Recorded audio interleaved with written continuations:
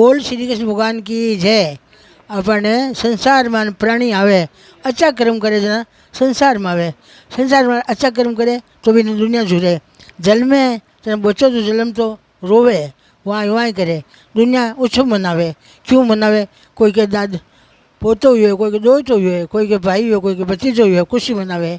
और जावे जना सगड़ा को मोह ले ले।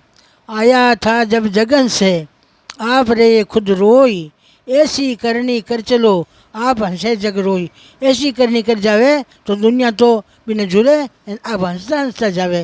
तो ऐसा हमारा भाई है किशनलाल जी तिवाड़ी आज संसार मान छोड़ गया है, पर वे आज संसार में बच्चा बच्चा रे यादी में है। बच्चा बच्चा बाने जुड़ रहा है। क्यों जुड़ रहा है? मीठा बोलता, अच्छा बोलता, गरीबा की मदद करता और धार्मिक है। किसी ने आप जबानों कड़वा वचन नहीं किया, पेटे पाप को न्यो, सबने एक समान समझता। तो आज वे धन्य धन्य हो गया।